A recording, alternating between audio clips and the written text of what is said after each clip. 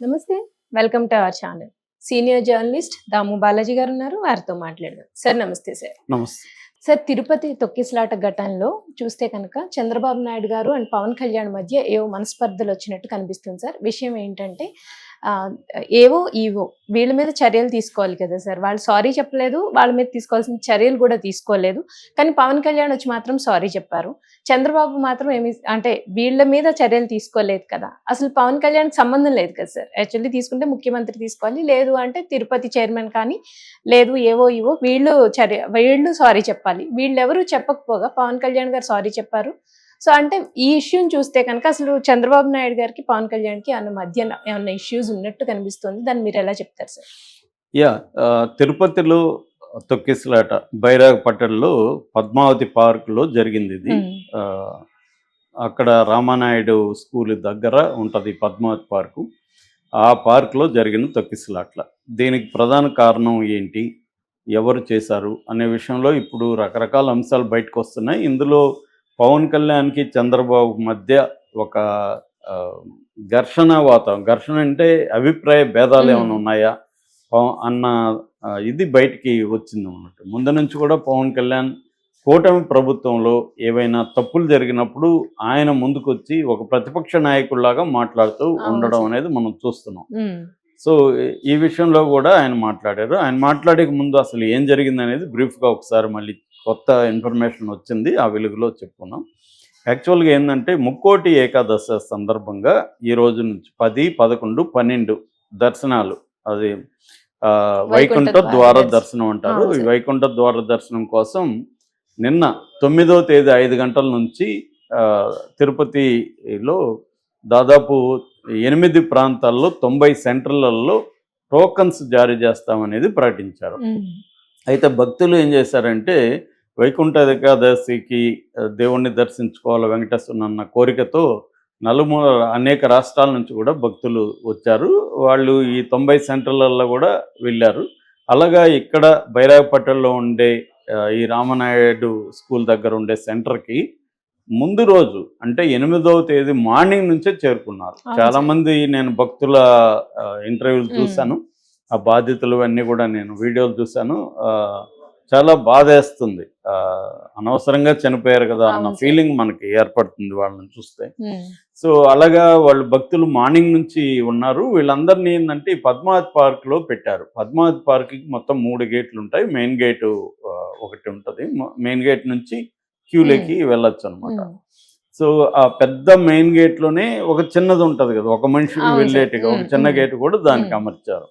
So వీళ్ళు ఏం చేశారు, అక్కడ పెట్టేశారు మొత్తం అందరినీ. దాదాపు 2500 మంది అంటున్నారు, కొంతమంది వేలాది మంది అని చెప్తున్నారు. ఏదేమైనా ఆడ పెట్టేశారు. ఎప్పుడైతే మార్నింగ్ నుంచి పిల్లలు, ముసలి వాళ్ళు, ఆడవాళ్ళు అందరూ ఉన్నారు అక్కడ. సో వీళ్ళకి ఫుడ్ కానీ వాటర్ కానీ సప్లై చేయలేదని చెప్తున్నారు. సో మార్నింగ్ నుంచి ఆకలి మీద విసుగ్గా వీడియోలంతా కూడా అంతకుముందు ఎలా కూర్చోండారో అవన్నీ కూడా బయటకు వచ్చాయి. సో అలాగా ఉండిపోయారు. ఈ టైంలో ఏమైందంటే ఒక పెద్ద పోలీసులు చెప్పే వెర్షన్ ఏంటంటే ఒక పెద్ద ఆవిడికి అస్వస్థత, ఆమె ఆకలితో ఉంది, మార్నింగ్ నుంచి ఉపవాసం, పైగా వైకుంఠ ఏకాదశి అంటే ఉపవాసంతో కూడా ఉంటారు. పెట్టినా కూడా తినుండకపోవచ్చు, కనీసం వాటర్ మజ్జిగ అట్లాంటివి ఏమైనా ఇచ్చుంటే కొద్దిగా ఎనర్జీ ఉండేది. సో ఎప్పుడైతే మార్నింగ్ నుంచి ఉన్నారో, ఇది జరిగింది ఇప్పుడు నైట్ 8 గంటల ప్రాంతంలో. మామూలుగా అయితే వీళ్ళందరికీ అనౌన్స్మెంట్ ఏమి ఇచ్చారంటే 12కి ఇస్తాం టికెట్లు అని చెప్పారు. అంతవరకు మీరు ప్రశాంతంగా ఉండాలా అని చెప్పారు. 12కి ఇచ్చేటప్పుడు వీళ్ళని ఇప్పటి నుంచి మార్నింగ్ 10 గంటల నుంచి ఎందుకు కూర్చోబెట్టారు అనేది ఒక చర్చ. సరే మొత్తానికి ఏమైంది, పోలీసులు ఏం చెప్తున్నారంటే ఒక ముసలావిడికి హెల్త్, ఆమె స్పృహ పడిపోతే ఆమె బయటికి తీసుకురావడానికి ఫస్ట్ ఈ చిన్న గేటు ట్రై చేశారు. కానీ ఆ గేటు రాలా, ఎందుకంటే అది శిలం బట్టి ఇదైపోయింది గట్టిగా. సో అది ముందుగా కానీ ట్రై చేసి చూసుకొని ఉంటే ఇది వీళ్ళకి అవన్నీ ఐడియా లేవు కదా, అది రాలేదు. రాకపోయేసరికి వీళ్ళు ఏం చేశారు, పెద్ద గేటు ఓపెన్ చేశారు. బయట లోపల ఆల్రెడీ వాళ్ళు తెల్లారులేసి విసిగిపోయి ఉన్నారు, టెన్షన్తో ఉన్నారు. ఎప్పుడెప్పుడు ఆయన వాళ్ళు ఏమనుకున్నారు, ఎవరో చెప్పారు టికెట్లు ఇస్తున్నారంట, గేట్ ఓపెన్ చేశారని. వాళ్ళు దూకి పరిగెత్తుకుంటూ వచ్చారు. అందరూ ఒక్కసారిగా వచ్చేసరికి తొక్కిసలాట జరిగింది. కింద పడిపోయారు. కింద పడిపోయిన వాళ్ళ మీద కూడా పడిపోయినారా, మనం ఎవరిని తొక్కుతున్నాం అనే స్పృహ కూడా వాళ్ళకి లేదు. అలా తొక్కేశారు. అలా దీంట్లో 6 మంది అంటే ఈ స్పాట్లో 5 మంది చనిపోయారు. శ్రీనివాసం దగ్గర ఒక ఆమె చనిపోయింది. ఈ స్పాట్లో మాత్రం 5 మంది చనిపోయారు పద్మావతి పార్క్లో. మొత్తంగా 6 మంది చనిపోయారు. 38 మందికి గాయాలు జరిగి అందులో 2కి సివియర్ గాయాలు ఉన్నాయి. మిగతా వాళ్ళకి పర్వాలేదు. సో ఇది సంఘటన జరిగింది. దీనికి బాధ్యులు ఎవరు అనేది ఇప్పుడు చర్చ. అవును సార్. సో చంద్రబాబు ఏమో దీనికి బాధ్యులుగా ఆయన కూడా అందరితో మాట్లాడాడు, మీటింగ్స్ వేశారు. చంద్రబాబుకి ఇలాంటి క్రైసిస్ మేనేజ్మెంట్లో చంద్రబాబుని తట్టే సీఎం లేడు. క్రైసిస్ మేనేజ్మెంట్ ఆయన బ్రహ్మాండంగా చేస్తాడు. అలాగా ఆయన ఇమీడియట్గా వెళ్ళాడు, ఎవరెవరితో ఏం మాట్లాడారు. పైగా ఆయనకి టీటీడీ వ్యవహారాలు ఇవన్నీ కొట్టిన పిండి, ఆయనది తిరుపతి. సో అలాగా అన్ని విషయాలు కనుక్కున్నాక ఆయన ఎవరెవరి మీద చర్య తీసుకున్నా అంటే ఫస్ట్ ఎస్పీ సుబ్బారాయుడు. యాక్చువల్గా సుబ్బారాయుడు ఒకప్పుడు ఈయనకి సెక్యూరిటీ ఆఫీసరే చంద్రబాబు దగ్గర కూడా. అయినా కూడా ఆయన చర్య తీసుకోవాలని డిసైడ్ అయ్యాడు. సో సుబ్బారాయుడిని JEO Gautami, joint EO Gautami, ఆమె ఐఏఎస్ ఆఫీసరు. తర్వాత CVSO chief vigilance and security officer. అంటే తిరుమలకు సంబంధించిన భద్రత, నిఘా ఈ 2 విభాగాలకి ఈయన ఇన్ఛార్జ్. సో ఈ ముగ్గురిని బదిలీ చేశాడు. ఆయన పేరు శ్రీధర్. ఈ ముగ్గురిని బదిలీ చేశాడు. ఇందులో గౌతమి ఎవరంటే మనకి ఎలక్షన్లు జరగకముందు ఆమె అనంతపూర్ కలెక్టరు. ఆమె ప్రో వైసీపీ అనే విమర్శలు ఉన్నాయి. అందుకనే ఎలక్షన్ కమిషన్ ఆమెను టీటీడీకి వేసేసారు. అప్పట్లో ట్రాన్స్ఫర్ చేశారు అక్కడి నుంచి. సో ఆమె వైఫల్యం కూడా ఉంది. ఎందుకంటే ఆమెకే ఇచ్చారనమాట ఈ బేసిక్గా ఆమె వైద్య విద్య ఇన్ఛార్జి, కానీ ఈ పర్యవేక్షణ అంతా ఆమెకు అప్పగించింది టీటీడీ బోర్డు. కానీ ఆమె ఫెయిల్ అయింది. అట్లాగే సుబ్బారాయుడు పోలీసుల్ని మోహరించడం, అక్కడ తగినంత మంది బందోబస్తు చేయడంలో సుబ్బారాయుడు ఎస్పీ ఫెయిల్ అయ్యాడని. ఎందుకంటే చాలా మంది భక్తులు ఏం చెప్తున్నారంటే ఎక్కడున్నారో మాకు తెలియదు సార్, 1500 మంది 2000 పోలీసులు అని మళ్ళీ చెప్తున్నారు, కానీ మాకు 10 మంది కూడా కనబడలేదు పోలీసులు. మనకు కూడా విజువల్లో చూస్తే అక్కడ ఎక్కువ మంది లేరు పోలీసులు. సో వాళ్ళకు కూడా భయంగా ఉంటుంది కదా, వీళ్ళు జనం దోసుకొచ్చేది చూస్తే వాళ్ళు ఎక్కడ ఆపగలరు. సో అది సో ఈ ముగ్గురిని బదిలీ మాత్రం చేశారు. వీళ్ళకి ఏమీ వేరే పనిష్మెంట్లు ఏం లేవు, ట్రాన్స్ఫర్ అంతే. ట్రాన్స్ఫర్ అనేది పెద్దగా పనిష్మెంట్ అని కూడా చెప్పలేము. సో పనిష్మెంట్ అంటే ఆయన తీసుకునేది ఏంటంటే దీని ఇన్ఛార్జ్, ఈ సెంటర్ ఇన్ఛార్జ్కి క్రైమ్ డిఎస్పి రమణ కుమార్ని పెట్టారు. ఆయనే ఫెయిల్ అయినాడని చెప్తున్నారు. ఆయన నిర్ణయమే ఇది, గేట్ ఓపెన్ చేయడం అనేది రమణ కుమార్ నిర్ణయం. ఆయన ఆలోచించి ఉండాలి, గేట్ ఓపెన్ చేస్తే ఒకసారికి వీళ్ళందరూ వస్తారు కదా అని ముందుగా వాళ్ళకి చెప్పి అనౌన్స్ చేసి, బాబు గేట్ ఓపెన్ చేస్తున్నాం కానీ మీకోసం కాదు, ఒక ఆవిడకి ఇదైంది అని అనౌన్స్ చేసి అందరికి అర్థమయ్యేటికి చెప్పుకుని ఉంటే జనం అర్థం చేసుకుని ఉండేవాళ్ళు, ఎవరు లేసేవాళ్ళు కాదు.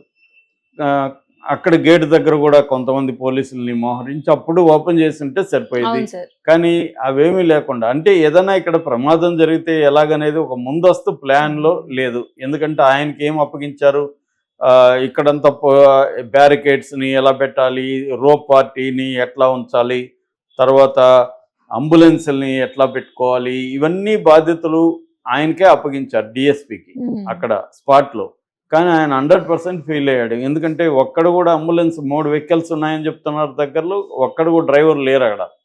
సో 20 నిమిషాల తర్వాత వచ్చారంట. ఆల్రెడీ వీళ్ళని హాస్పిటల్కి వేరే వెహికల్లో తీసుకెళ్ళినాక వచ్చారు. సో మిగతా గాయాల వాళ్ళని అప్పుడు తీసుకెళ్లారు. సో ముందే కానీ చేస్తుంటే కూడా, అంటే జరిగిన తర్వాత కూడా క్విక్గా వీళ్ళు ఇదై చేయాలి. అందుకని జనంలో ఎవడికి వాడు, నిన్న కూడా చెప్పాను, సిపిఆర్ అనేది తెలిసినా తెలియకుండా వాళ్ళు చేసేసారు. కాబట్టి ఆ రమణ కుమార్ని మాత్రం సస్పెండ్ చేశాడు. అలాగే శ్రీ వెంకటేశ్వర గోశాల డైరెక్టర్ హర్నాథ్ రెడ్డి, ఆయనకు కూడా ఇన్ఛార్జి, ఈ పార్క్ ఇన్ఛార్జి ఆయనకే ఇచ్చారు. ఆయన కూడా అసలు పట్టించుకోలేదంట. అది అక్కడ ఎలా ఉండాలి ఏంటి, టోకన్స్ ఎప్పుడు మనం ఇస్తామనేది మార్నింగ్, వాళ్ళు ముందు రోజు నెక్స్ట్ డే మార్నింగ్ ఇస్తామంటే ముందు రోజు మార్నింగ్ భక్తులు వచ్చారు. సో భక్తులకి చెప్పాలి కదా, బాబు మీరు ఇక్కడికి రాకండి, మీరు వెళ్ళిపోయి మీరు మీ ప్రాంతంలో ఉండి మళ్ళీ రండి అన్న చెప్పాలి. లేదా అక్కడికి వచ్చినప్పుడు ఒక ఆర్గనైజర్డ్గా వాళ్ళని కూర్చోబెట్టి వాళ్ళకి కావాల్సింది చూడాలి. అంటే పార్క్ లో ఎక్కడ కూర్చుంటారండి, అవును పార్క్ లో వేల మంది ఎట్లా కూర్చుంటారు, లేదు సార్, అవ్వదు కదా. ప్రాబ్లం కదా వాళ్ళకి. అవును. ఏమన్నా 1-2 వచ్చినా ఆడ పోవడానికి అంత ఫెసిలిటీ లేవు, వాటర్ సోర్స్ లేదు. సో ఇలాగా ఏమీ పట్టించుకోలేదు. కాబట్టి వీళ్ళిద్దరిని మాత్రమే చంద్రబాబు చేశాడు. కానీ పవన్ కళ్యాణ్ ఏం చేశాడు? పవన్ కళ్యాణ్ నిజానికి ఆయన సీఎం కాదు, ఆయన డిప్యూటీ సీఎం అనేది కూడా రాజ్యాంగబద్ధమైన పదవి కాదు. ఆయన నిజంగా చెప్పాలంటే రాజ్యాంగబద్ధంగా ఒక మంత్రి మాత్రమే. కాకపోతే ఆయన బాధ్యత తీసుకొని రావడాన్ని అభినందించాలి. అలాగే ఆయన ఓవరాల్గా ఆయన మాట్లాడింది కానీ, ఆయన స్పందన కానీ ఖచ్చితంగా మెచ్చుకోవాల్సిన పద్ధతిలో పవన్ కళ్యాణ్ వ్యవహరించాడు. సో పవన్ కళ్యాణ్ వచ్చి మొత్తం అందరితో, గాయపడిన వాళ్ళతో అందరితో మాట్లాడినాక ఆయన అనౌన్స్ చేసింది ఏంటంటే, ఫస్ట్ ఆయన మేము ప్రభుత్వం తరపున ఆయన అదే అన్నాడు, నాకు సంబంధం లేదు, నా శాఖ కాదు, అయినా కూడా నేను డిప్యూటీ సీఎం హోదాలో ప్రభుత్వం తరపున క్షమాపణ చెప్తున్నా భక్తులకి అందరికీ, మమ్మల్ని క్షమించండి అని దేశవ్యాప్తంగా ఉన్న భక్తుల్ని క్షమించమని అడిగాడు. అది మంచి చర్య. ఎప్పుడైనా ఇలాంటివి జరిగినప్పుడు ముందు అసలు బాధ్యతగా స్పందించాలా, అలాగా స్పందించాడు. అయితే రెండవది ఆయన క్లియర్గా చెప్పింది ఏంటంటే, దీనికి డైరెక్ట్ మన చైర్మన్ బిఆర్ నాయుడుతో పాటు ఈఓ శ్యామలరావు, తర్వాత ఏఈఓ అదనపు అధికారి వెంకయ్య చౌదరి, వీళ్ళిద్దరూ ప్రధాన బాధ్యులు అని అనౌన్స్ చేశాడు. దాంతోపాటు పోలీసుల తప్పు కూడా ఉందనేది ఆయన చెప్పాడు. అంటే ఆయన పేర్లు కూడా ఈ 2 పేర్లు చెప్పారు. శ్యామలరావు ఏమో చంద్రబాబుకి నమ్మకమైన వ్యక్తి, చంద్రబాబుకి చాలా ఇష్టం శ్యామలరావు అంటే. ఇటు బిఆర్ నాయుడు ఏమో లోకేష్ పట్టుబట్టి బిఆర్ నాయుడుని పెట్టారంటారు. యాక్చువల్గా ఆ పోస్ట్కి రాధాకృష్ణ ప్రయత్నించాడని, కానీ బిఆర్ నాయుడుని పెట్టారనేది అది లోకేష్ చాయిస్ అనేది చెప్తారు. సో వాళ్ళిద్దరిని చర్య తీసుకోకుండా, ఈయన చెప్పిన శ్యామలరావు వెంకయ్య చౌదరిని చర్య తీసుకోకుండా చంద్రబాబు ఎవరినో బలి చేశారు అంటే రమణ కుమారు, హరినాథ్ రెడ్డిని మాత్రమే ఆయన ఇది చేస్తూ మిగతా వాళ్ళని బదిలీ చేశారు తప్ప లేదు. అంటే నేను తర్వాత వెళ్ళినాక సీఎంతో డీజీపీతో మాట్లాడతాను కూడా ఈయన అన్నారు. అంటే వీళ్ళిద్దరి మధ్య ఉన్న ఇది ఉందా? నిజానికి పవన్ కళ్యాణే కరెక్టు అన్న వాదన మనకి వినిపిస్తుంది. ఎందుకంటే పవన్ కళ్యాణ్ ఎవరు బాధ్యులు, ఇంపార్టెంట్ వీళ్ళ కింద పనిచేసేవాళ్ళు వీళ్ళు, మిగతా వాళ్ళంతా బాధ్యులు ఏవో కదా బాధ్యులు, చైర్మన్ బాధ్యుడు. కానీ చైర్మన్ ఏమో అసలు నాకు సంబంధం లేదు, ఇది అధికారులు తప్పనేసి తప్పించుకున్నాడు. చైర్మన్ నిజానికి ఆయన బాధ్యత వహించి రాజీనామా చేసుంటే చాలా మంచిదైండేది అనేది ఇప్పుడు ఎక్కువగా వినిపిస్తున్నమాట. ఎందుకంటే తిరుమల చరిత్రలో ఎప్పుడేలా జరగలేదు. చంద్రబాబు కూడా ఇది పెద్ద మచ్చ. చాలామంది ఏం రాసేస్తున్నారు, చంద్రబాబు ఐరన్ లెగ్, ఆయన అడుగు పెడితే ఇట్లాగా ఉంటుంది, ఎప్పుడు జరగంది చూడు, చంద్రబాబు వచ్చినాక జరిగింది. బిఆర్ నాయుడిని పెట్టాడు, బిఆర్ నాయుడిని పెట్టడమే రాంగు, ఆయనకి ఏ రకమైన పాలనా అనుభవం లేదు, ఆయన ఒక టీవీ ఛానల్ అధిపతి, ఆయనకి ఇటువంటి పాలనా అనుభవం లేని వ్యక్తిని చైర్మన్గా పెట్టారు. అంటే రాజకీయాల్లో ఉండే వాళ్ళకి, కనీసం మంత్రులుగానో ఎమ్మెల్యేలుగా పనిచేసిన వాళ్ళకి పబ్లిక్ పర్సెప్షన్ ఇవన్నీ తెలుస్తాయి. ఒక టీవీ ఛానల్ రన్ చేసే వాళ్ళకి ఏం తెలుస్తుంది? వాళ్ళని తీసుకెళ్ళి పెట్టారు. ఆయనకి ఈఓకి శ్యామలరావుకి పడట్లేదు. నిన్న ఆయన ముందే కొట్టుకున్నారని తెలుగుదేశం పత్రికే ఒకటి రాసింది, చంద్రబాబు ముందే వాళ్ళిద్దరు రాసుకున్నారని. నాకేమీ ఈయన చెప్పట్లేదని బిఆర్ నాయుడు, నీకెందుకు చెప్పాలని శ్యామలరావు, వాళ్ళిద్దరు వాదులు ఆడుకున్నారు చంద్రబాబు ముందే అనేది తెలుగుదేశాన్ని సపోర్ట్ చేసే పత్రికలోనే ఈ వార్త వచ్చింది. అంటే అక్కడ ఏదో దారుణమైన లోపాలు జరుగుతున్నాయి. సో దాన్ని కంట్రోల్ చేయాల్సిన పరిస్థితి అయితే ఉంది. అది చేయకుండా ఉండడం అనేది మనకు కనబడుతుంది. ఏదేమైనా ముఖ్యమంత్రికి డిప్యూటీ ముఖ్యమంత్రికి మధ్య ఒక సమన్వయ లోపమా, లేకపోతే ఇద్దరి మధ్య ఉన్న అసంతృప్తి ఉందా, లేకపోతే ఆల్రెడీ నాగబాబును కూడా చైర్మన్గా పెడతారని వార్తలు వచ్చాయి. నాగబాబుని కాదని బిఆర్ నాయుడుని పెట్టడం పట్ల పవన్ కళ్యాణ్కి అసంతృప్తి లోపల ఉందా, లేకపోతే ఇట్లా స్టేట్మెంట్లు ఇవ్వాల్సిన అవసరం ఉందా? అదేదో ఆయనతో చర్చించి, ఎవరో ఒకరు కదా, ఇప్పుడు డిప్యూటీ సీఎమ్మా నిర్ణయం, సీఎం నిర్ణయం తీసుకోవాలి, ఆయన ప్రకటించాలి, సీఎంకి నివేదిక తెప్పించుకోవాలి. ఎప్పుడైనా కూడా దోషులు ఎవరని ఎప్పుడు ప్రకటిస్తాము? ప్రాపర్ దాని మీద ప్రాథమిక విచారణ ముందు జరపాలి. దానికి నివేదిక చంద్రబాబు అంతా ఈ మెథడ్ పక్క ఫాలో అయ్యాడు. అంటే ప్రాథమిక విచారణ జరిపించాడు, తను అందరితో మాట్లాడాడు, నివేదిక కూడా తీసుకున్నాడు. అవన్నీ అయినాక ఆయన చర్య తీసుకున్నాడు. కానీ ఇతను ఓన్లీ భక్తులతో వాళ్ళతో వీళ్ళతో మాట్లాడేసి ఎలాగ అనౌన్స్ చేసేస్తాడు పవన్ కళ్యాణ్ అన్న విమర్శలు తెలుగుదేశం కేడర్ నుంచి వస్తున్నాయి. ఇది డ్యామేజింగ్ గా ఉంది కదా, దీన్ని జగన్ కూడా ఉపయోగించుకుంటాడు కదా. ఆల్రెడీ జగన్ వెళ్ళిపోయి జగన్ కూడా అసలు చంద్రబాబు దగ్గర నుంచి అందరూ బాధ్యులని జగన్ అన్నాడు. అక్కడ మాజీ టీటీడీ చైర్మన్లు అయిన కరుణాకర్ రెడ్డి వీళ్ళు కూడా మాట్లాడారు. అసలు బిఆర్ రెడ్డిని పెట్టడమే రాంగ్, అది ఆయన రాంగ్ క్యాండిడేట్ అని మాట్లాడుతున్నారు. ఆయన అసలు యాక్టివ్ కూడా కాదు, మనిషి యంగ్ డైనమిక్ కూడా కాదు. ఆయన ఏదో భక్తి ఛానల్ నడుపుకొని తెలుగుదేశాన్ని సపోర్ట్ చేసి ఉండొచ్చు, కానీ దానికి అటువంటి కీలక పదవి ఇవ్వడం కరెక్ట్ కాదు అనేది. ఎందుకంటే రోజుకి 60,000 నుంచి 1,00,000 మంది భక్తులు వస్తుంటారు. సో ఇది